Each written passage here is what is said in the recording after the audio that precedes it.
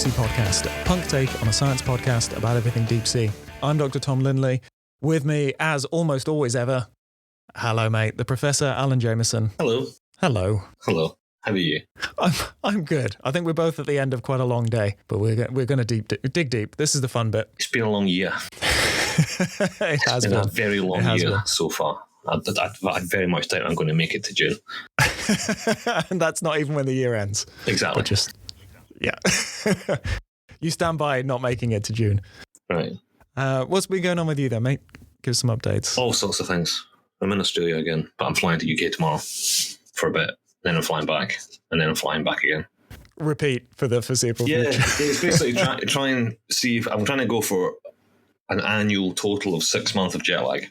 That's the idea. Yeah, because that keeps you fresh and keeps you going. Like good solid jet lag. Never be fully present in the place you're in. Yeah. Never like actually a dreamlike quality. Yeah, exactly. It's more like Zen. It's a constant state of knackeredness. That's what I'm going for anyway. So it'll be good. Probably something you know well, but I came back after 2.5 months in the field, and all the stuff I'd been putting off was there waiting for me. It was great. Yeah. Nothing just went away. It was all there. Yeah. And I've run out of excuses now because I'm back. That's how it works. When you come back, you get punished.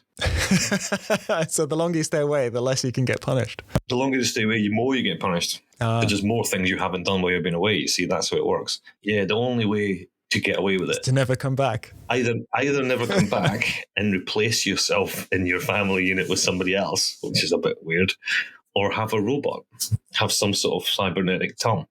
Then you just switch it on when you're off and say, right, you answer my emails, like things on Facebook, whatever it is you do in the evening. and that's basically it. Yeah, check the fish. We're all right. Sorry, I clearly don't know what you do in your evenings anymore. The evening yesterday was taking all the old insulation out of my very old house that has had multiple leaks and many generations of rats living happily in the roof. Yeah, they've been nesting in the insulation, so that was lovely to clear up. So that was last night until the late hours. But I think the biggest shock coming back was I had to do a dive course.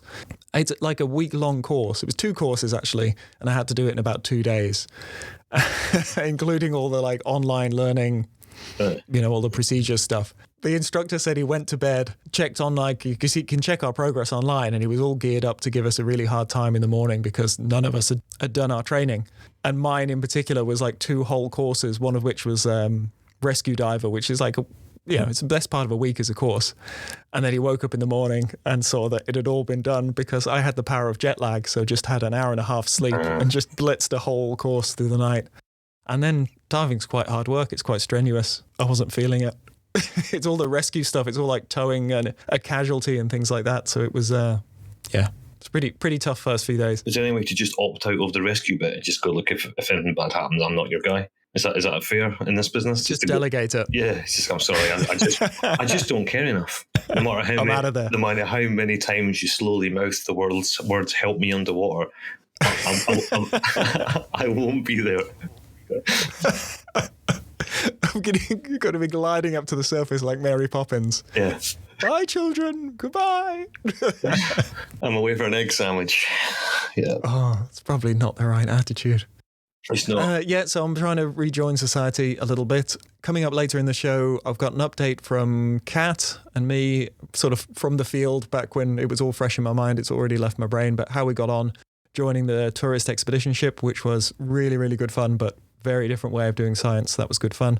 And we'll also hear from Andrew. We'll have a coffee with Andrew because he's been off having an adventure as well. So we can update on that. Anyone sort of following the podcast very closely will know that we have lost Georgia. So things were a little bit clunky while I tried to, 1, remember how to do all this, and 2, do it from Antarctica and South America. Somebody who listened very carefully might have noticed that the theme song sounded a bit weird on the last episode, and actually that was one of the least harsh versions. So me and Alan have been wrestling with new Adobe podcast platform for about the last 10 minutes. Like last half hour, trying to get it to work. But it does this fancy AI thing where it kind of transcribes what you're saying and then forces the audio into that, if that makes sense. It works, but it cannot do singing because it's not vocalizing in the way that you expect it to. So I just want to play you how our intro came out on the last one. Luckily, this wasn't the one that went out. This is the one I rejected, but it's quite a trip. So here you go. You're on the ride where the project is. A watery smile. Oh my God. That's good, horrendous. That is so creepy, isn't it? Did you make out watery smile? I don't know what I got out of that. It sounded like somebody from another dimension was trying to talk to us through some sort of speaker. Trying to reach us from the upside down. I'll give you another shot of it, but listen out for watery smile. I think that's my new catchphrase. You're on the ride where the project is. A watery smile. Yes, totally.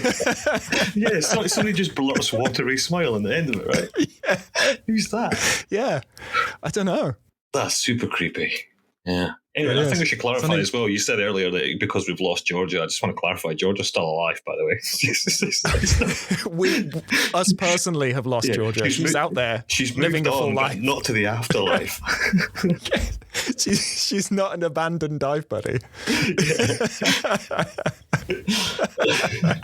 Sorry, George. I just have to do a few more things. But the reason we can continue to do the few more things is the patrons. That is really what's still supporting the show. So as ever, a huge thank you for the new supporters and the continuing supporters who've been there all along, really. So special thanks to Riker and Kerry Jowett.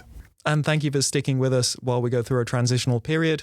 We have a new domain, deepseapod.com. Nothing much going on there just yet, but the show will go on. When you say we, I have no idea what you're talking about. As long as you come up and have a chat to me, mate, that's all. That's all you need to worry about. Okay, right. I'll crank all the handles in the background. I mean, you heard that edit job just then. You heard the sort of top quality I'm kicking out. Yeah. Some watery smiles all around. You call yourself Stock Aikman and Watery Smiles. 80s watery pop joke. Smiles.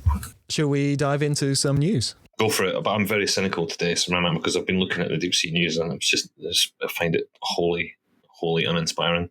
So yeah, okay, I'll proceed. The only new thing is the Chinese can cut cables now, but that's not really a deep sea story. That's a technology, communication, terrorism story, isn't it? It is, but it seems to be something we regularly cover. And I thought there was some interesting quotes in there as well. So general thoughts from the NATO investigation seems to be that the cables cut in the Baltic Sea were likely an accident. That seems to be the way that's fallen. But there was a recent sort of technology release out of China for a new AUV, autonomous underwater vehicle, designed to cut even very heavily armored cables.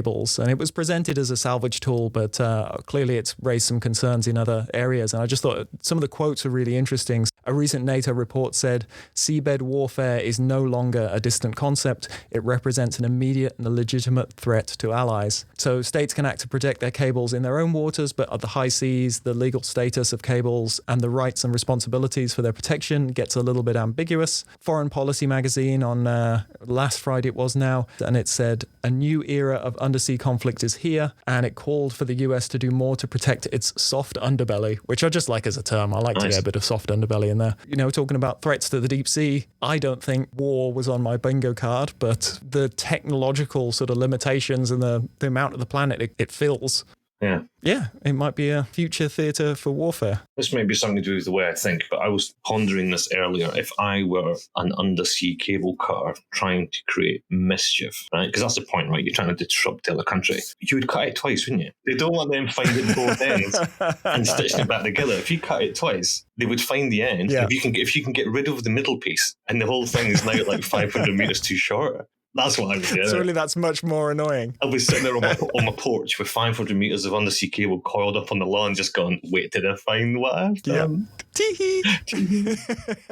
Cheeky little scamp. Super annoying. I don't know if it's something you want to comment on, but it was interesting when you were travelling around with the sub, having a technological capability in countries' waters that they did not have themselves, you know, in being able to go deeper than anything they had, but while technically in their waters, you know, made people a bit spooky. I'm not sure if it's made people uncomfortable. I think there's a lot of politics that people are trying to use science as leverage to get things elsewhere.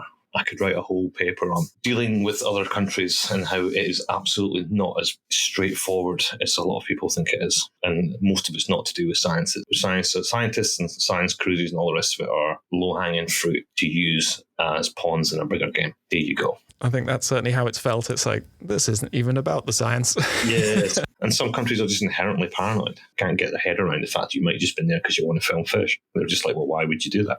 It's like, oh, thanks. I feel totally useless now. So we don't believe your job exists because it's so stupid. Actually, that's come up a few times. It has, yeah, especially when we're you must be up to something, because why would anyone want to do that? During the 5 deeps with a couple of countries that were just like, but why?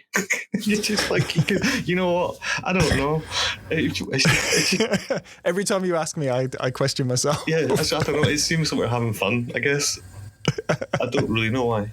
The humble blobfish has been voted New Zealand Fish of the Year, which completely took me by surprise. I mean, I was away, but I didn't know we were having a Fish of the Year. So yeah, it was organised by the Mountains to Sea Conservation Trust, which are a conservation NGO out here in New Zealand. And the orange roughy was in second place, just showing that people really love a bit of deep sea critters. There was some really nice fish on there, and it was amazing that the 2 deep sea ones got to the end. But it was the backing of New Zealand's radio network More FM that really tipped the blobfish over the edge. So Sarah Grandy and Paul Flynn, hosts of the station's drive show, said, "We and the people of New Zealand have had enough of other fish getting all the headlines. The blobfish has been sitting patiently on the ocean floor, mouth open, waiting for the next mollusk to come through to eat, and has been bullied its whole life. And we thought, stuff this, it's time for the blobfish to have its moment in the sun." And what a glorious moment it is. Yay, blobfish.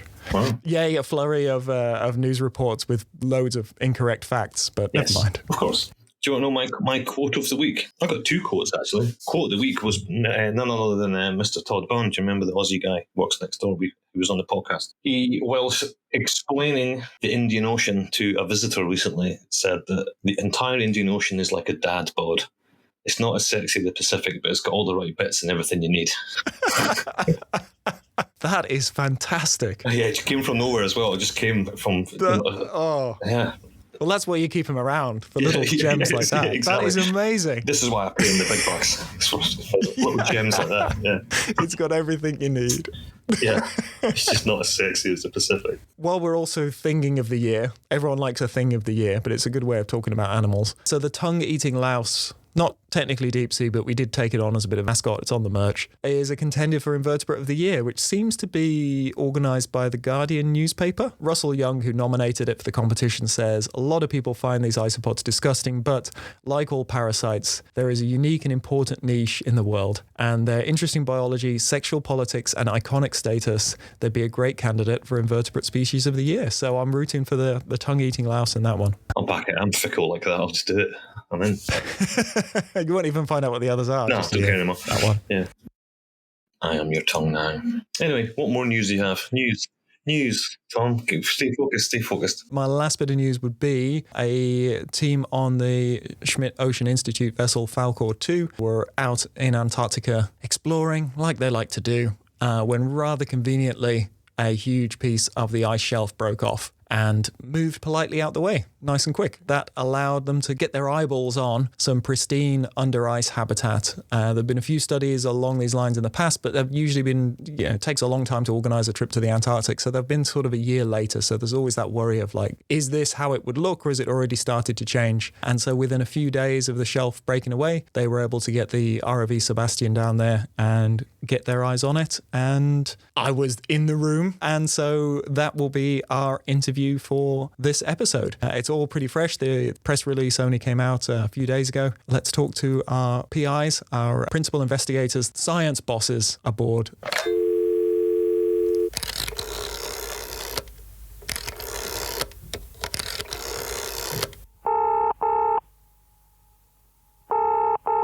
I'm lucky enough to be joined by and reunited with, really, because we've all spent a lot of time at sea together, Patricia Esquete, assistant researcher at the biology department at the Centre of Marine and Environmental Studies at the University of Aveiro, Portugal. And she's a benthic ecologist and taxonomist, and her research interests include benthic biodiversity and the biogeography and ecological drivers in the deep sea. And Sasha Montelli is a lecturer in environmental change at the University College London, and his research combines marine geophysical data with sediment cores laws and numerical modeling to reconstruct past interactions between ice sheets, oceans, and the solid Earth. And you two were both principal investigators, which means boss scientists on our recent expedition. So thanks so much for dropping in for a chat. Thanks for having us.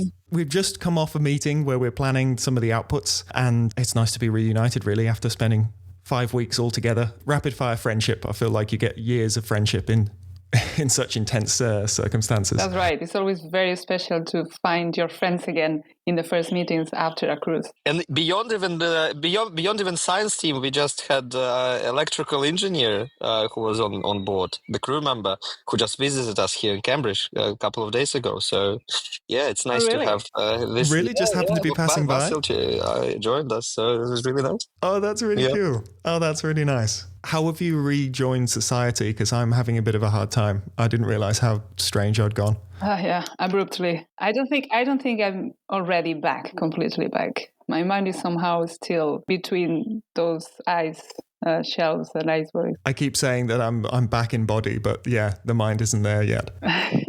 Totally. But especially when you keep working with and thinking about the science and the data, you still kind of have glimpses of the images that in front of you and the scenery and so on. So you're still there.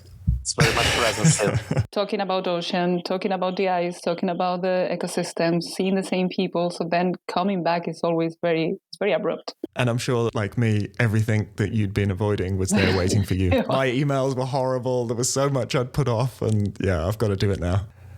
So let's have a chat about our expedition. We came together to plan what would eventually become this cruise. 3 years? 2 years. Maybe. I think learned about Schmidt Ocean and about this opportunity, and that they're calling for proposals to go to Southeastern Pacific 2 years ago. So I submitted, I remember clearly, just under 2 years ago. It took longer than we expected to actually have the cruise, because we made the proposal for 2024. Mm-hmm. But maybe we wrote the proposal in 2023. 2 years sounds accurate. Our sort of biology side of things at least came together through the Challenger 150 and sort of the deep sea community. And I remember we were talking about this for a long time. Yeah, we've been talking about that for a long time. That's true. In Challenger 150. So we finally all came together, and it was actually the combination of multiple projects. From my standpoint of view, it was my proposal and Patricia's, and two proposals have emerged. But before that, I don't know how it was on Patricia's side, how many proposals. It's a little bit more complicated, because it's more like one proposal then became split into two, and one of those children proposals was merged with Sasha's proposal. So basically we had an idea of a cruise that will go from the south of Chile to the Antarctica. So the Antarctica will be the second leg. That was divided into two, and the second part was merged with Sasha's proposal. So basically this one merged proposal in the Bellinghausen Sea, like a baby of two proposals, half or one proposal and a half, I would say. Yeah, one biological, and then my proposal was mostly geological, paleoceanographical, paleoglaciological, so mostly reconstructing past environments without biology in it. So it all ended up really nicely in terms of its interdisciplinarity. I started to feel that was a real strength of the project, and I really enjoyed those little meetings we'd have at the end of the day, where we don't usually have that much context, we don't usually have that much interdisciplinarity on these cruises. So, you know, somebody would make an observation and then somebody would chime in from a totally different field and just say, oh, well, that explains this, or that might be influenced by this. And it feels like the science moved very quickly because of that variety we had in the room. That's right. And I think that made this particular cruise really amazing, because very often you talk about multidisciplinary cruises, multidisciplinary projects, but in reality that will be a biology-focused cruise with some input from mapping or from geomorphology or something, or all the way around. You have a geology cruise, for instance, or a physical oceanography cruise with some inputs from biology or from fauna. But this one, I feel that was one of these very rare cases in which we were actually discussing together to see the full picture. It was really, really fun at the end of the day, just talk to each other and kind of have this complete overview of what we've been seeing during the day. I really enjoyed that part. Yeah, absolutely. And it's, as you say, Patricia, the interdisciplinarity in this case is not far-fetched or contrived. It actually was the case where all the pieces of the system that we studied using different methodologies, different expertise really fall into place to amalgamate in one big wholesome picture where, you have ocean that is influenced by ice and seafloor, which we all need to understand separately using our own methodology, but then all of them, it sets out the context for how we see these communities thriving, why we see them, and how nutrients are potentially being delivered, what are their trajectories via circulation. So it's really generally interdisciplinary, and that's hugely powerful in this particular case, I think. And I think we all learned a lot from each other, which is also an added value. Yeah, absolutely. It's expanding your own sort of scientific consciousness in a way, which is great. Yeah, I really like that way of putting it. Expanding your scientific consciousness. I'm gonna write that down. Yeah, that's good. Sort of as things started off, because as ever, working in polar regions, you never quite know what you're going to get. We had a fairly sort of tight plan of what we wanted to do. We had a few contingencies and a few backups. We knew we wouldn't likely be able to do all the things we wanted. I think really as we're sort of changing over with the previous expedition, there was talk of like, there is a lot of ice this year. Oh, yeah. And we had an ice pilot on board and we were sort of looking at the maps each day. And I know even as we're transiting over, we had a few days transit and we are sort of tweaking and it's just like, oh, now it's moved and this site is unlocked and now it's moved and this site is unlocked. It was a lot of like intense cruise planning before we'd even got there it felt like a computer game as these like different places were opening up. There was one occasion at least when the site was opened up, but we couldn't see a path through the ice to get to it. Right. That was actually quite, quite exciting and quite fun in a way, as you're saying. But at the same time, the cruise that we were planning or that I was envisioning months ago and what we ended up doing are completely different things. I cannot tell. The plan that we had at the beginning was a very good plan. What we ended up doing is even better. So no complaints, but there were moments of really concern of how will that come out. It was very fun, waking up every day, not really knowing where we would be able to go. Yeah, but I think we did quite well in the sense of strategic meta planning. That's another good phrase. Strategic meta planning. Yeah, another good one. but by default, just having the mindset of being very flexible, and I think we discussed that even before the cruise. So we knew that in polar environments it can be very unpredictable. So I think it was a metaphor of Lego bricks, and you don't know exactly what kind of castle you'll assemble, but some sort of castle will be assembled ultimately. So just because we had individual bricks, namely the tools we had, the methods, the expertise. It's just the question of where exactly we can implement them and how smart we can be in terms of strategically which sites we choose based on what's available. So I think it all lined up very, very nicely. That's right. Yeah, I would say if you gave me, in my subjective opinion, you gave me a choice between the plan or one of the plans that we initially had to the expedition and then what we actually did, I think I would go with the latter, to be honest. 100%. That's 100%. Yeah. Which rarely is the case. Yeah, and I think one word that can describe our attitude or our better skills in the field this time or at sea this time was flexibility, because we changed the plan by the day, by the hour, and by the minute, and that's not an overstatement. We were changing the plans by the minute. I don't think you two slept for the whole time. I didn't envy it at all. I like that you say it was exciting because you guys never got a break because it was changing so rapidly. As soon as you went to sleep, something would happen and we'd need a decision. I admit I forced myself to sleep several times in several occasions because otherwise that you cannot make good decisions if you don't sleep. So I really had to force myself to go to sleep in several times. And that flexibility, that really paid off for us. Sasha, maybe if you could talk us through what happened while we were out there and what opportunity that gave us. So we went into this bay called Ron Entrance, which is essentially fringed by 3 separate ice shelves. And ice shelves are floating fringes, continuations of the ice that is grounded in the continent. And then as ice flows and thins, it reaches waters. At some point it reaches buoyancy point and flotation starts floating. So you have this sort of extensions of massive walls, of, a couple of hundreds meters thick. So that those are the ice shelf systems that we wanted to look at. And then one of the ice shelves, I think it was the second one we got to, Bach ice shelf, I think.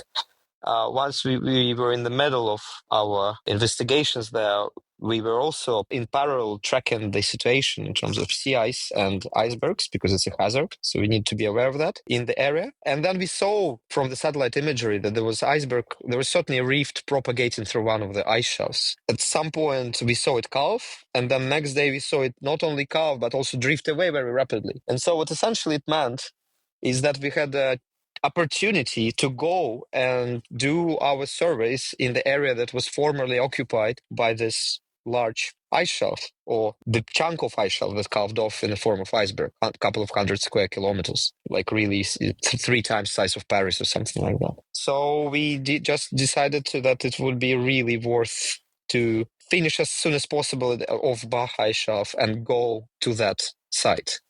Some of the estimates vary, like everything from 510 square kilometers to sort of 350, but either way, very, very big. Very big ice shelf, yeah. About 150 meters thick, and it had probably been there for centuries. Is that fair enough to say? Yes, ice constantly flows as it thins and it constantly calves icebergs. But the fact that ice shelf, maybe not that very chunk of ice, because that chunk of ice at some point early in history, it all came from land, right? So it was all initially actually at some point was precipitated, accumulated on land in Antarctica somewhere further upstream. But the point is that the fact that the ice shelf itself really existed there for centuries, and then before that, actually, it was not just an ice shelf; it was much thicker, to the extent that it was actually grounded. So it was an ice stream that was in touch with the seafloor. So you can imagine several times the time lapse over thousands of years. You can imagine ice that covers the whole area completely, whole base covered by ice that is grounded in touch with the seafloor. And then as climate gets warmer, ice thins and retreats to the point that it actually becomes an ice shelf there. And then that ice shelf thins and retreats to the point that we actually get there. And then we see another sort of stage of its retreat and the iceberg carving. So yeah, there's the series of events on a long time scale that happened before that. But yes, it was covered first by grounded ice and then by an ice shelf for centuries, if not thousands of years. And then finally we are here. It was difficult to get our sort of heads around it because it's 150 meters thick, but there is ocean underneath it. And we know that there are communities living down there, but we've only really got glimpses of it before. We were right there. We were so lucky to be in close proximity. There's been similar studies in the past, but it takes ages to organize an Antarctic expedition. So they've usually been, I think the quickest was sort of a year later, and there's always a little bit of a doubt things have started to change.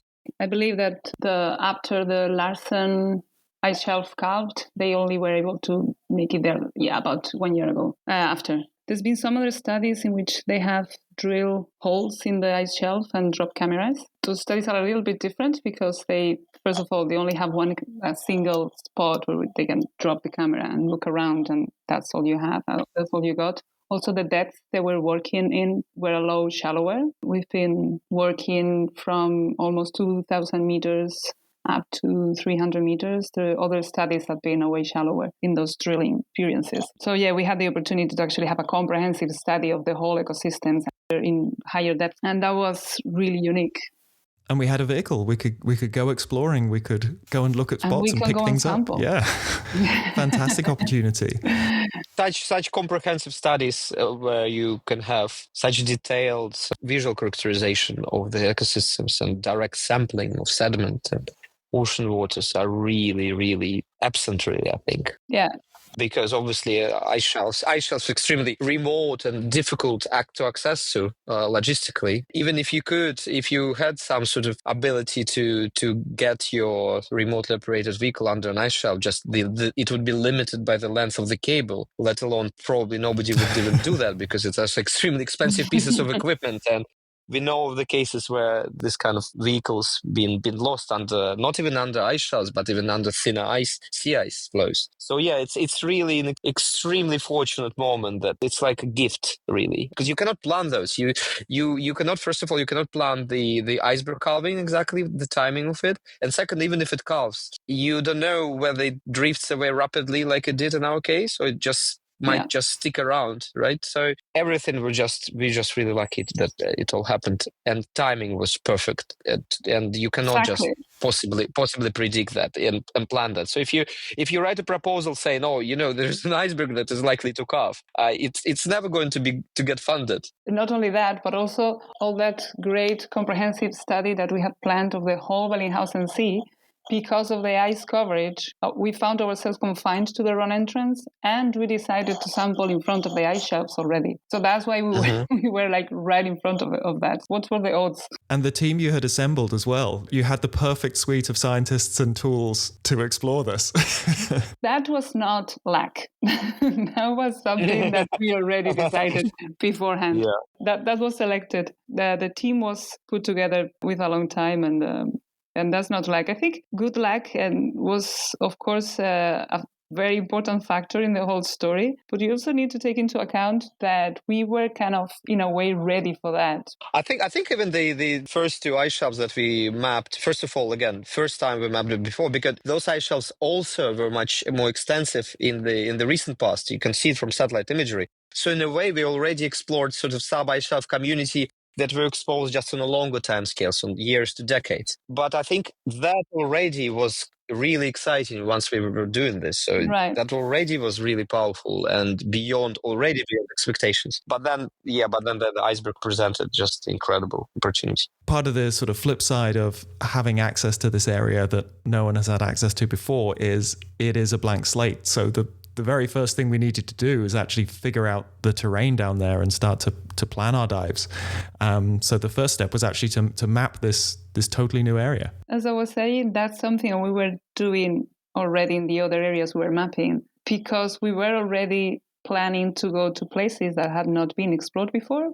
We would just like keep going with the same plan, but just in this new opened area. The same routine and sequence of operations, which worked really well. The map was like nicely 3D printed by some of the 3D printers on board. Yeah, yes. So it's a lovely little souvenir. It's incredible the facilities they have, right? And on Schmidt Ocean Institute vessel is just quite remarkable. So it was really nice gifts we had printed out. Yeah, but the terrain was quite remarkable too. We would expect from the adjacent areas that we would see this bedrock, essentially the mountains, the hard stiff rock sticking out, over deepened, so like deeper towards the shelf and a bit shallower towards the sea. But I think in that particular area it was really pronounced sort of mountain range, almost of amplitudes of over a kilometer in depth, with very, very steep slopes, like cliffs. You can imagine going some national parks and seeing these very magnificent cliffs.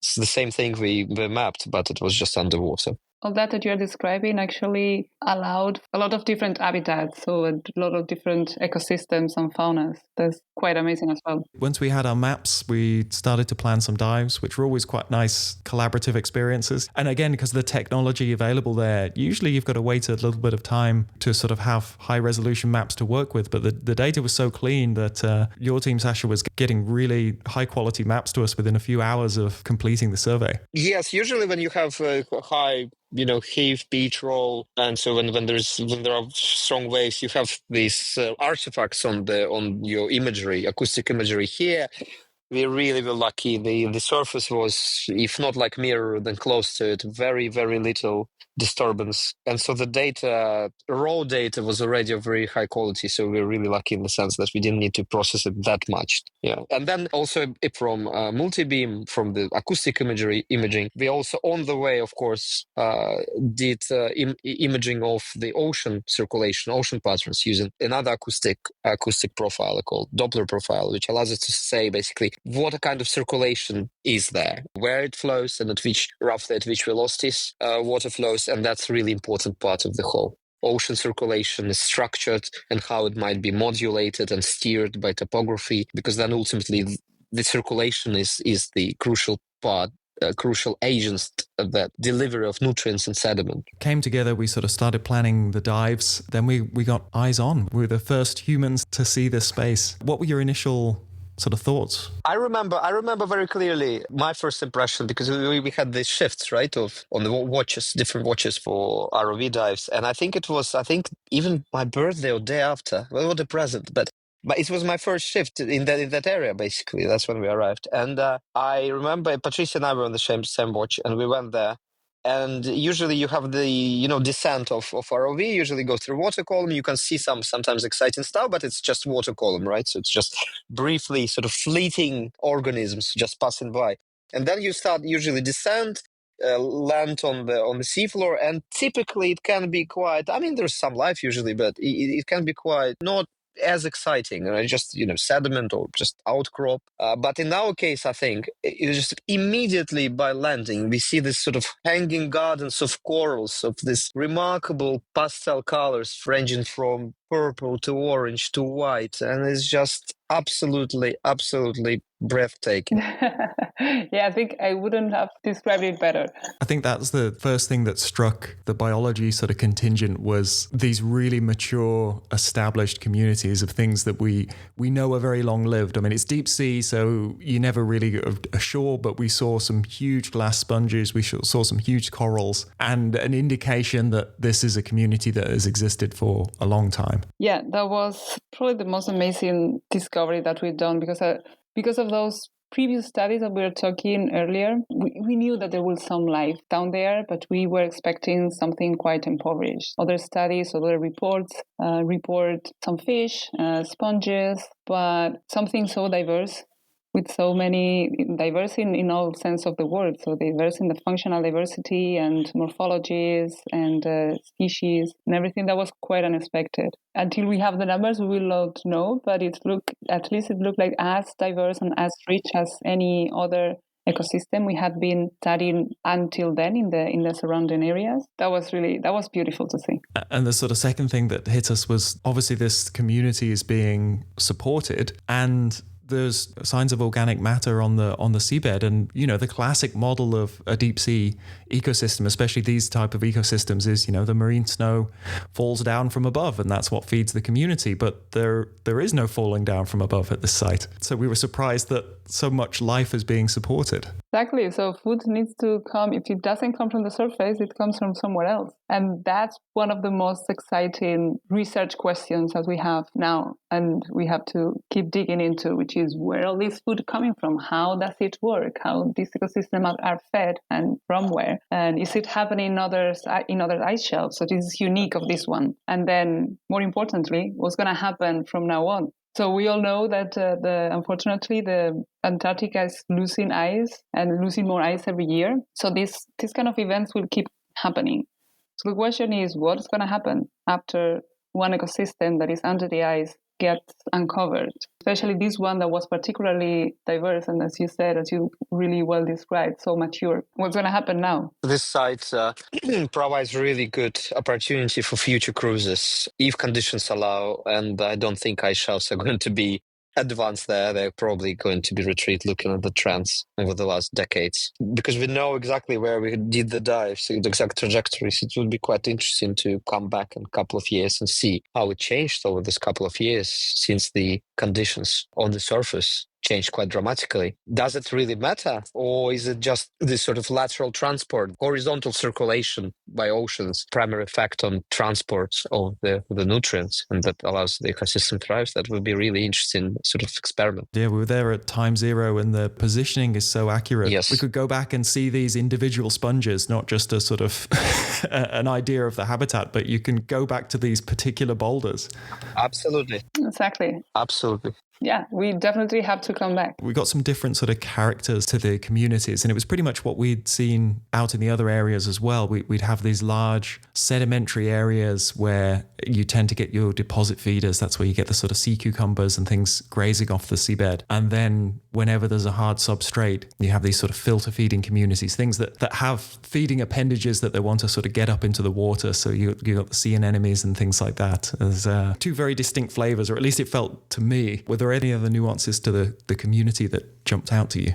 For me, what was really really interesting to see. And yet one more indicator of how mature the community is that, for instance, if you have a coral, it was a coral that had several different species living on the coral and interacting in the coral. For instance, you had polychaetes, you had isopods, the whole populations of isopods in a single coral, actually, and sea stars. That's not an indication of the maturity of the ecosystem. You have several species occupying the same space, occupying the same niche. In a not so established ecosystem, you can expect just the coral or just the coral with one species living on it. If you have that many species occupying different functionality and occupying the same space, that's already an indicator of maturity of the ecosystem. The diversity was really spectacular. Even every single sponge, we could see several species of amphipods in a single sponge. And they're probably highly specialized. You know, if it's not at the species level, it's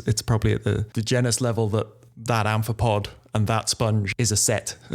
and like you say, that indicates a mature community. It's not just this long-lived thing that's managed to grow so big. It's this complexity that has arisen. Probably either species level or genus level. It was fun peeking into the glass sponges because we'd quite often angle the ROV camera down into it and you'd be greeted by a load of shrimp looking back out at you.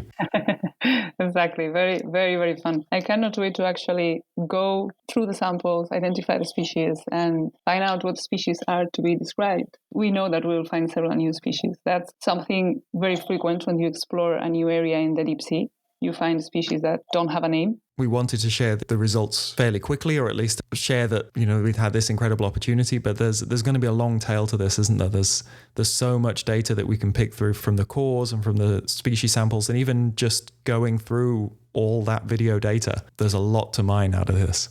Yeah, and combinations between different data sets and the synergies, we can in the future be quite imaginative and creative about how one can inform the other and so on. So it's great to have this diverse and high quality data set. It's going to be very exciting. There's whole PhDs that are going to be built on this, a wealth that we can pick through for quite a long period of time. I know I just got the fish back the other week and they're nicely going through stepping and they're just, they look amazing.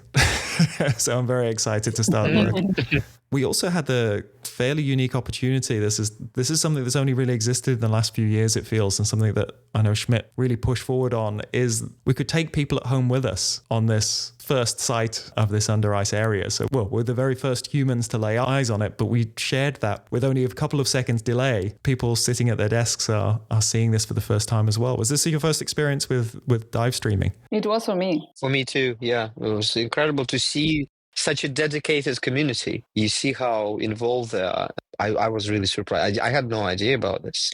Citizen science in action, and how fascinated people are, how interested they are. Sometimes seem to identify some life. Well, certainly better than I, because I'm not a biologist. But it's impressive sometimes, the breadth of knowledge. Yeah, they really drive science. Provide a huge service because we're just working our shifts. You know, we don't always see what's on the other parts, or we're just like, I know there was something cool on that one. I'll have to dig back through the video and pick that out. And then on Blue Sky or social media, somebody has a screen grab and they've tagged you in it, and they've tagged another expert and sort of started the discussion happening.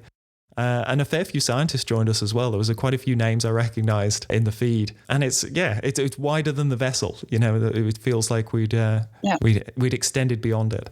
I feel there's been a shift in the public. I feel people are genuinely interested, and there's almost a pressure on the journalists now to report science better. The community, or at least the people who are interested in it, are so well informed, you know, just like our citizen scientists, they're so knowledgeable. You can't make it clickbaity. You can't make it superficial. I mean, those still happen, but they've got a bigger demand on journalists, and that means probably you're having much more intense interviews than you would have done 10 years ago. Yeah, that's a good sign, and especially for the deep ocean, because indeed we were working in deep sea. That's been long forgotten for a long time. I feel that it didn't get the attention it deserves, taking into account that it's such a big chunk of our planet, or the available space in the planet is deep ocean, and people just care about whales, sharks, and coral reefs. And now I feel that deep sea is getting a lot of attention, which is a good thing, or the attention it deserves. And that's a good thing. Yeah, it certainly seems, just in the time we've been doing this show, because this show started as we're getting really annoyed about how the deep sea is represented. And in the last 3 years, it's turning around. Did you guys see that anglerfish story with little anglerfish that came into the shallows? Yeah. The press tried to do the usual monster horrible thing, and the public just wasn't having it. The public was like really enamored with this little fish, and people are writing poetry about it, and people are getting really emotional about it. And I think it took the media community by surprise that like, oh no, people feel differently now. We can't just call it a monster. They actually really like this fish. That's pretty amazing already. Well, with all the busy media stuff, thank you so much for taking the time and coming on to have a chat with me. Lots more to report. This is early findings. This is the first press release, and we'll be sure to have updates as things are revealed. But for now, thank you so much for coming on for a chat. Oh, thanks to you. Yeah, it's been a great pleasure. Thank you for having us, Thom. It was one of the fun ones. It was very fun. Thank you very much. Good. I have some thoughts on this ice thing. If one was being preyed upon by air-breathing animals, being under, and you were not one, that would be good, right? Very. So if you're getting trashed by whales or penguins or seals or whatever it is, if you can get right under the ice, they just can't, because they won't be able to stay down long enough before they have to go and take a breath. Absolutely. Then I was thinking, wouldn't it be weird? There must be instances where a whale, for example, goes under the ice, doesn't realize the extent of ice, and then dies and drowns, and then ends up the whale fall is on the ceiling. Ooh, that's weird. Yeah. I like that. Right? Surely there must have been cases where it's got disorientated or whatever it is, or it's gone too far and couldn't get back out for the next breath, and it's just you find loads of sea turtle bones in caves because they go into sea caves and get lost. Well, that's just because they're stupid. Yeah, but whales can be stupid and bigger. A bigger brain is just more stupid. You can fit more stupid in a big brain. Yeah. Did you see what I mean, though? They must. I mean, I think the under ice thing is something I find generally quite fascinating. I don't know how common it is, but the hydrography in the area was really unusual because it was quite a nourished seabed. Basically, you could still see loads of marine snow, but it was coming in laterally. And there's a bay on the other side. That might have been Marguerite Bay. Yeah, Marguerite Bay on the other side. That's where the water's coming from, and it's being pushed down, and then it's running under this ice shelf and popping up again in this bay. But that was the interesting thing, and I was wondering whether, because that's surface water being driven down, so all that phytoplankton is essentially being killed and sunk, because the ice shelf was like 150 meters, and that's probably, if you push a buoyant piece of phytoplankton down 150 meters, that's probably enough to make it sink, to break whatever buoyancy it's got going on. And so it might actually be enriching this whole environment, even though it was locked under the ice and sort of separate from that directly down marine snow. It's got this like murder conveyor belt, which is sinking phytoplankton for it. That's my thoughts, at least. Good thoughts. Some good thoughts. Just thoughts for now, though. Because the other thing that really annoyed me is that it turns out that the fish nests weren't under there. I had to go and look back at the data, but they were further out from the shelf. But like you say about avoiding air-breathing predators, like the seals that snuffle up the ice fish pretty good. But if you were nesting under the ice shelf... It's a great place to be. Maybe for colossal squid, but I couldn't find any. So we need to talk about that. I know that this is something you want to talk about, because I know it's probably quite still a little bit raw, but you did go to Antarctica telling me you're going to find the colossal squid, and it turns out you didn't. So... Ooh. Did I tell you I was going to find it, or did I say I was trying? No, you said you were absolutely categorically going to come back. I mean, that's what I told the funders. With a squid over your shoulder and throw it down at my desk and go, there you go, I told you I'd catch one. And so you didn't. So do you want to talk about where you failed, how you failed, how long you Multi-layered, multifaceted failure. It's a failure cake. Just a failure of personality, failure of skill, failure of ability. I mean, you did set your bar pretty high. So I'm going to go and get the colossal squid. You got to shoot for the moon. Okay, Thom. I'll be back for breakfast. Yeah. Yeah. So speaking of my failed attempt to find the colossal squid, here is a little bit me and Kat recorded fresh off the tourist expedition ship, just to summarize what it was like out there. Very different way of doing science, but we had a lot of fun. Coming to you from an Airbnb, a surprisingly nice flat in a rather scary block of flats.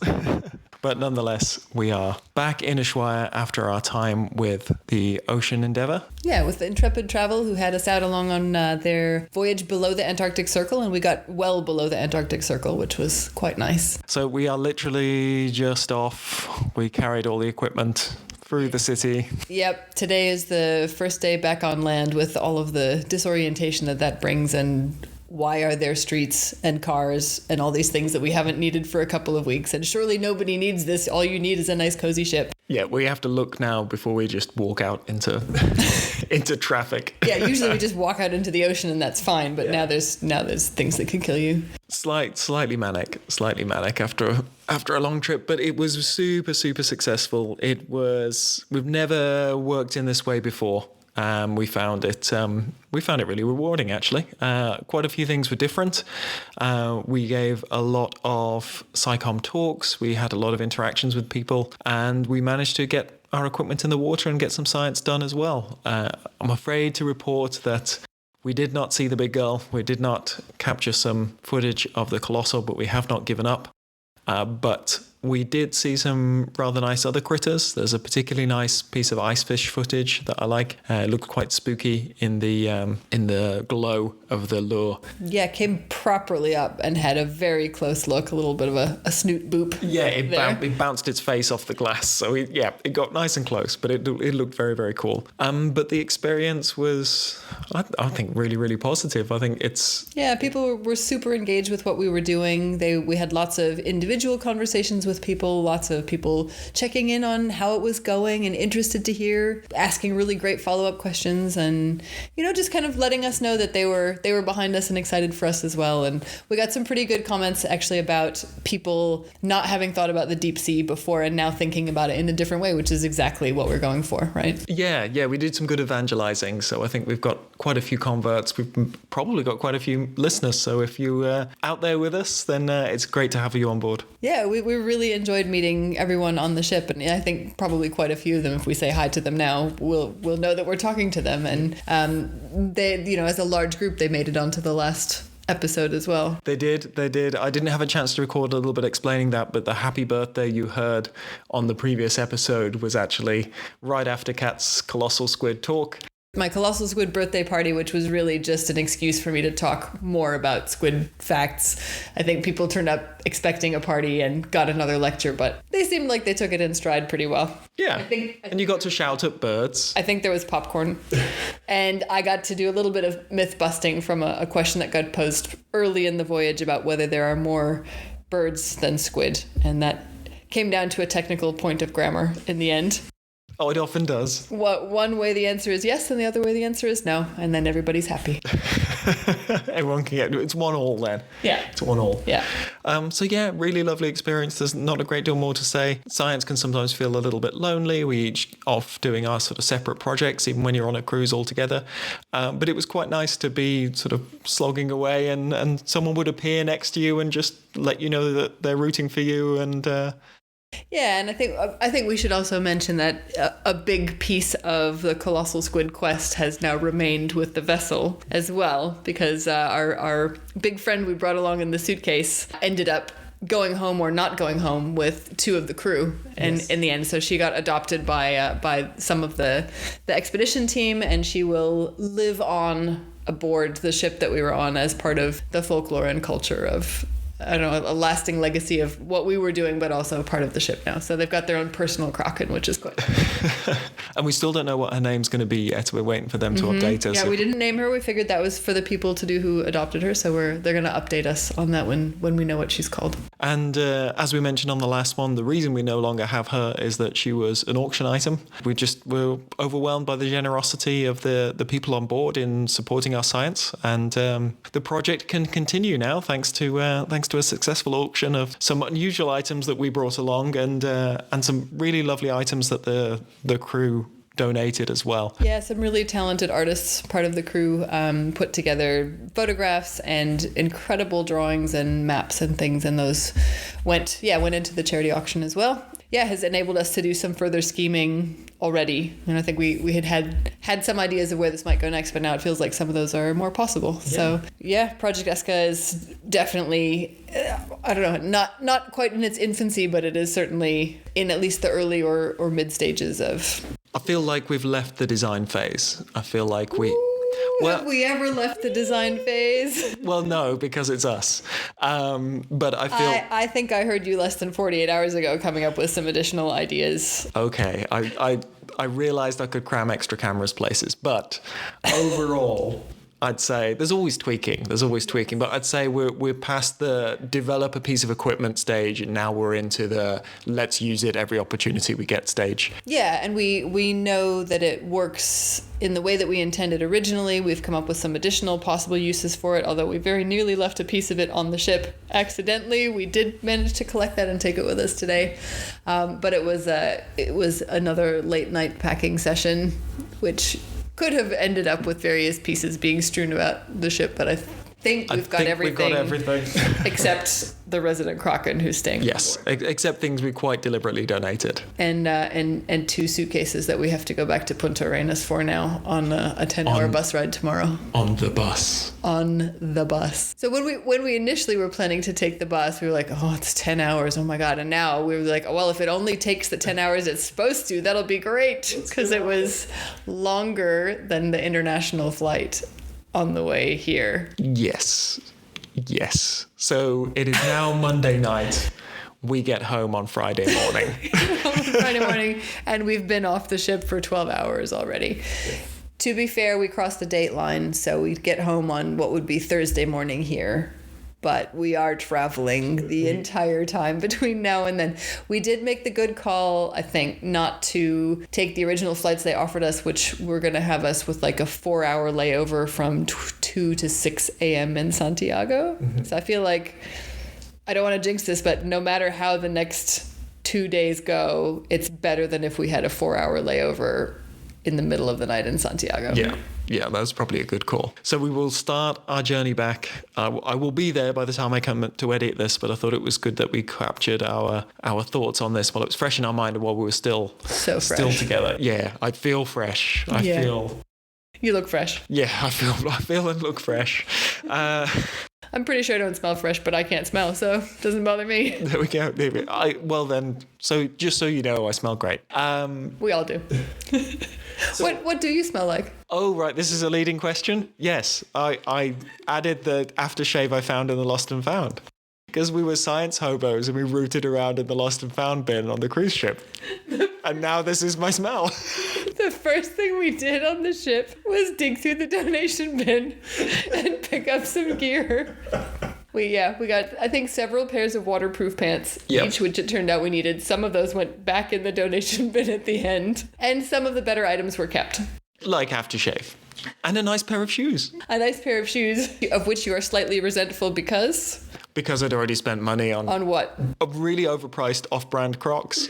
I think I got a pair of influencer, like, fingerless glove mittens. I'm pretty sure the reason they have thumb caps is so that you can pop off your thumbs and, like, use your phone in Antarctica. So they told us that they had a group of influencers on a previous voyage, and I'm pretty sure that my new handwear came from that voyage, donated. All that remains is to say a massive thank you to Intrepid Travel, the crew and expedition team of the Ocean Endeavour for having us along. It was a really wonderful experience. It was quite sad to leave. Both the crew we gotten to know and also the guests. You know, there was some people really rooting for us, and it was really heartening to have you all along. So if any of that crowd are listening, thank you so much for making us feel welcome and looking after us out there. And welcome to the podcast listener group. Yeah, it's great to have you with us. There'll be updates on this project and all sorts of other deep sea stuff. So if you've just found out about the deep sea, there's a big backlog that you can work through, but also new stuff will be coming out all the time. So you can just put it on and pretend that we're sitting in the Nautilus Lounge and you're listening to yet another lecture as a captive audience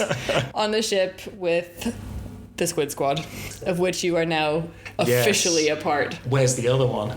Where is the other one? I got asked that at breakfast. I turned up at breakfast one morning without Thom, and one of the first questions was, where's the other one? We also heard that when we first introduced ourselves, that several of the audience had picked out already which pair of people was likely to be the scientists. Yeah, we didn't blend in. We sat in among the expedition team, but several different people had said, we were pretty sure that you were going to be the squid team. You know how some people look like their pets? Oh yeah. Yep, we heard that we apparently maybe semi-resemble our study animals, being long and slender and kind of loping around the ship. That was it, loping was loping around the ship. Yeah, we got some interesting comments on this voyage as well. So thank you all. And we'll keep you updated on the project. Yes, thank you for all of that. All of the various input that we had across the last 2 weeks. So are you talking about societal relevance here when you're talking about your deep sea science? It's all I talk about. Right. To be honest, at the detriment of the science. A paper has come out in a journal I've never heard of, a journal called Minerva. And this is a great little story I'm going to tell you. The paper's called Diving into Relevance, How Deep Sea Researchers Articulate Societal Relevance Within Their Epistemic, never knew what that is, living spaces. Anyway, it's been published in January 2025. And it's all about how deep sea scientists who were interviewed kind of justify the relevance of their work to society. So some of them said, do it because it's just figuring out how the world works. And other people do it because they want to inform policy and so on and so on. But it does use the F word. My eye was drawn to that. And there's a quote in this. As it always is. And I read the quote and it mentioned Hadal stuff. I was like, oh, that's a bit interesting. And then I read it and I thought, I know exactly who that is. and it's not me. There's a quote towards the end, and this is from one of the interviewees. It says, at the end, you can say that it's unique, that you see it for the first time and so on. But then you can ask, yeah, so what? Okay, oxygen consumption at 8,000 meters deep is higher than we assumed. Oh, wonderful, yeah? But only 2% of the ocean seafloor are trenches. You make it a record, but in principle, you can say, F off for what? Yeah, now we know this wonderful, nice, but what can we learn from this? And this basically obviously had a bit of a rant. So somebody's measured the oxygen consumption at 8,000 meters and then decided who cares, and then has changed the job to something to do with carbon storage or something. I would put $20 as I know exactly who said that. What a weird way to remember someone, reading them just going off on one in a scientific publication about how pointless your work is. That cheered me up this morning. We've all felt that way. Yeah. Coffee's ready.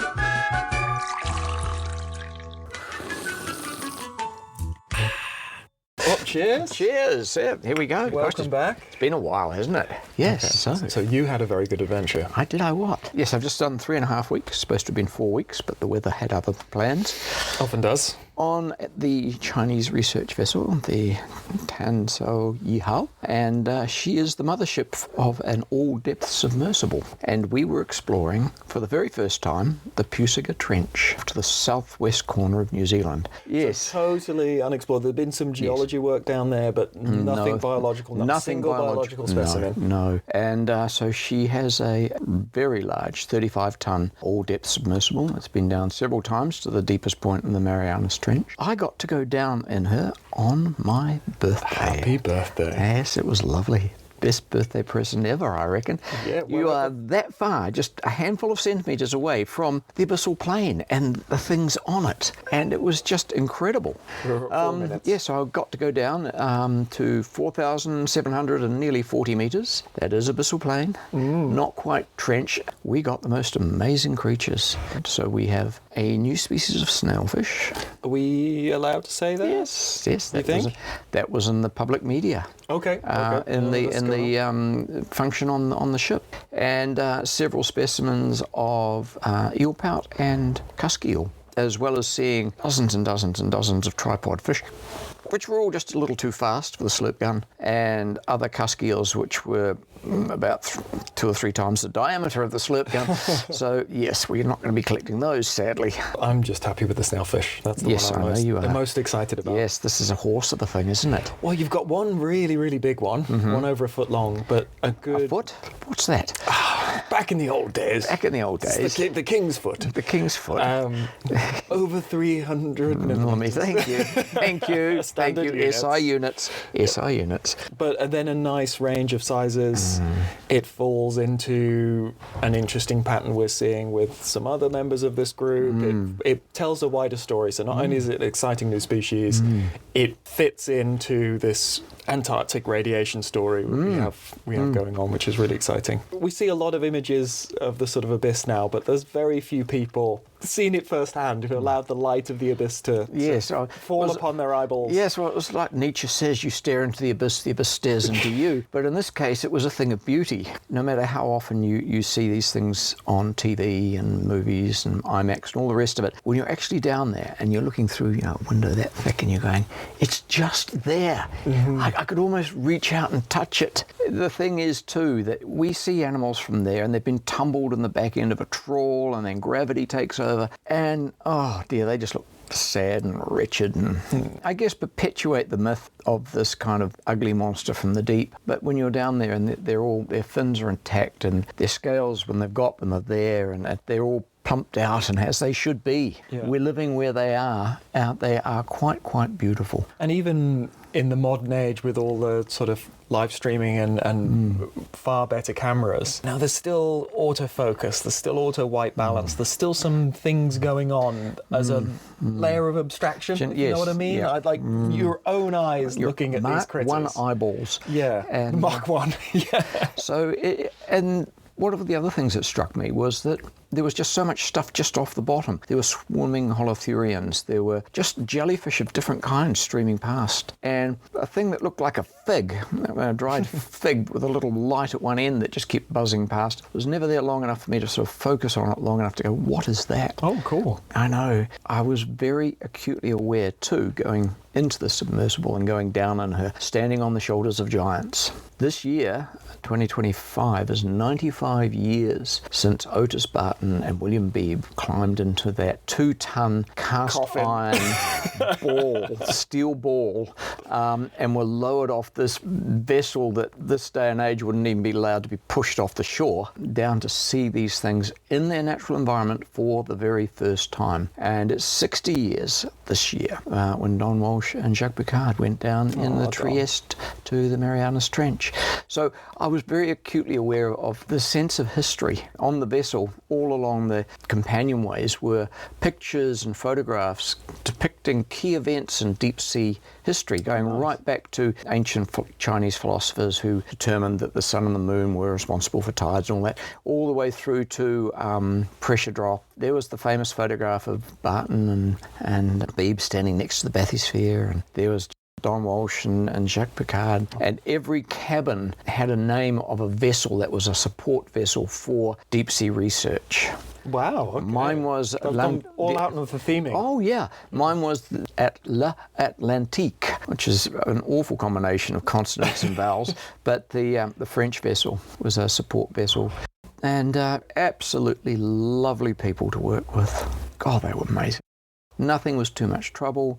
Everyone was just welcoming and friendly. Can you talk us through sort of on the human level, on the very tactile level, what it is like? What's it like to climb inside? What's it like when you're down there? Well, they issue you with clothing, and it's high cotton content. Obviously, they don't want any static electricity. You have to leave all your jewellery behind, wedding rings, watches, everything. You leave your shoes at the top, so whoever sort of oversees the closing of the hatch takes your shoes away. So you're climb down this very narrow ladder. It was a squeeze, even for me. And it's a three-person sphere, 1.8 meters across. And the pilot takes a good long time to dog down the hatch. And he's doing it very slowly and carefully, and then gets out a feeler gauge and runs it around the edge. And then you're out there. The submersible is sent out on these tracks. And then this massive higher sort of lifts you out, A-frame out the back of the boat, and then swings you out. 35 tons, and when you're at the bottom of a trough and coming up, that's a lot more than 35 tons on that high up. Lowers you down, and then divers release you. But before you're released, the message comes through from the mothership, and the pilot turns to you and goes, "Are you right? You good to go?" Yeah. And this is the turning point. This is the turning point. There is no going back after that. Once we release this tether. And I was just grinning ear to ear, 2 thumbs up, let's do this. So pilot, co-pilot, scientist. Is that the crew? And the co-pilot was port side window. I was starboard side. The observer's always starboard side. And you had cameras internally, so when it got a bit sore on the neck and the back, sort of lying and then turning your head back that way to look out the window, you could just sort of ease back and look up at the TV screen, which was right there. Yeah, you were describing your position in there, sort of a sprawled, recline, but neck like that. And they were very generous to me because my big fear was getting cramp. And but I had space to stretch out, which was nice. They sort of moved and made space for me. And yes, you get down there, you're going past, and there's bioluminescence flashing past your little window, and for a brief second you can make out, that was a coelenterate, that was a squid, that was a ctenophore. Woof, woof, woof, woof, woof. You're going down a light just meter a second. Disappears, and then you slow down, you drop some weights just before you hit the seabed, and the last 100 meters your descent is really slow, and you just sort of kiss the seabed gently, and then the lights go on, and it's just... I'm here. I'm here. There's a tripod fish. And so, yes, we got some amazing animals. Gummy squirrels and sea pigs. A monster of a gummy squirrel. Absolute horse of a gummy squirrel. Sea pigs, for those of your listeners and viewers that don't know what those are, these are names that have been given to holothurians. Trying to zhuzh up the sea cucumbers. It's not a very appealing name. Yes, I mean, they look for all the world like little pigs with great long appendages, and gummy squirrel is sort of almost look through, and it's called a squirrel because it has this posterior appendage that sits up like a squirrel's tail. And a beautiful, shocking purple. Yes.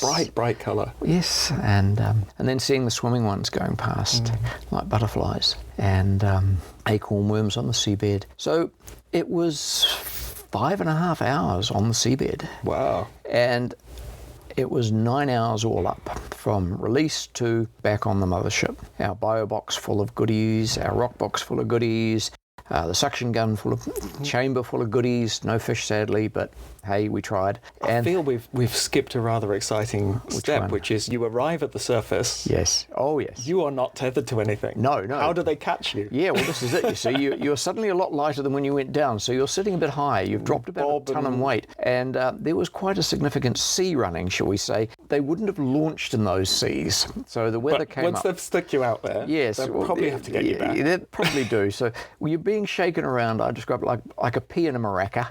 And after a while, I looked at the pilot. I said, "They're having a few difficulties tethering us, aren't they?" And he said, "Yes."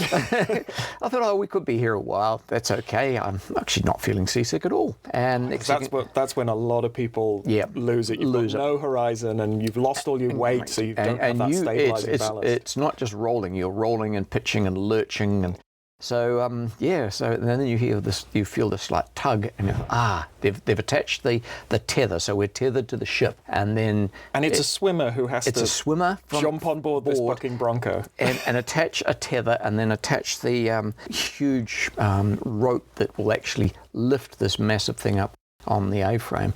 And then the motion suddenly sort of dies down a bit, and you think, right, we are now being pulled up, and then you hear this like gudunk dunk as these massive hooks attach themselves to the bars on the vessel, and it slowly swings in. And there's a whole thing where the vessel is then uncoupled from these things on the cradle. It's secured to the cradle. It's hosed down with fresh water. Thom, who was the cruise leader, was on the starboard side, and he was looking up, through the window, and he was grinning from ear to ear, 2 thumbs up there. And then you're pulled in, and you climb out. Your shoes are waiting for you. You slide down. The captain's there, shaking your hand, and hugs and shakes your hand all around. And then you're baptized. You're taken out onto the aft deck, sat down, and 6 buckets of water and beer are poured over you. First is done by the captain, and the rest is done by your mates. I would be just desperate to pee, I think. I didn't feel the need to pee the whole time. I'm fine until somebody tells me I can't. Yes, but then because 5 of those buckets were warm water and 1 had ice in it. Nice. And you don't know which one. You don't know which one, and you have no warning. But the second, it was the second to last one. Thankfully, the warm water took that wouldn't be that mean to you. And then because it was my birthday, Owen handed me a can of beer, raving about it. And everyone was saying, "Go and have a shower, get warm." And I go, "I want to tell you what I saw." It was something I'd always sort of thought, wouldn't that be marvellous? Wouldn't that be absolutely great? But what are the chances of it? And I thought, probably getting pretty close to zero. But then there it is. On your birthday. On my birthday. I'm really glad you got that. Yes, so am I. Yeah, not as glad as I was. Because the weather was really coming away. There was just big storms coming across. You were trying to manage your expectations, weren't you? Because you knew when your slot was. You were really excited, and then you saw this weather coming. And I was thinking, well, there's a good chance we're just going to spend the last week staring at mountainous waves. Looking on the weather map, it's all colour-coded, and orange is and red is ah. And, well, this was deep purple. It was neither of those. It was deep purple. And it was, risk to life. Get yourself right with God now. Certainly don't get into a pressure vessel and descend 4,000 metres. And don't go out in a small boat. Golly. The question I have for you is, why are they called snailfish, not tadpolefish, which is what they look like, not slugfish, which would be much more apt? Why are they called snailfish? What I had heard is that the shallower ones use their little sucking disc and they suck onto the fronds of kelp and they curl their body around. And at a glance, that little coiled shape on this seaweed looks like a little snail, is what I heard. I'm going to accept that is how they got their name. It sounds okay. It sounds okay. Completely plausible, because anything less like a snail I could not imagine. Yeah, it's not the sliminess, it's not anything else. I think it was based on these shallow ones. Cheers, mate. Enjoy the rest. Yes. We'll all be here waiting for you when you get back. Oh, don't say that. You're going to be you'll register it all before I get back.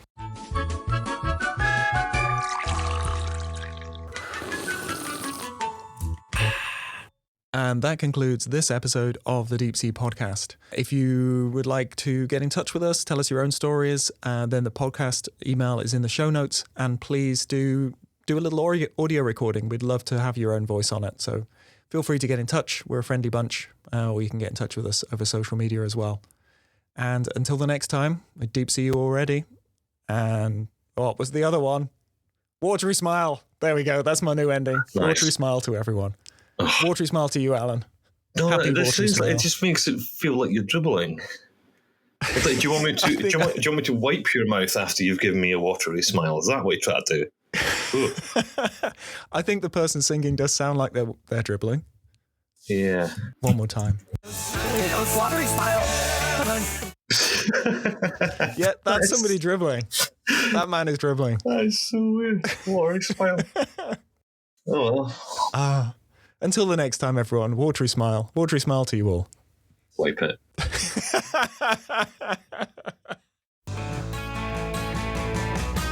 You're on the ride where the frog is. Watery smile.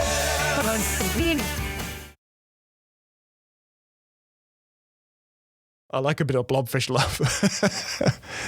But you like a bit of blobfish love, did you just say? Yeah, maybe I'll edit that out, mate. That doesn't isolate well. It doesn't. Yeah, might cut that out.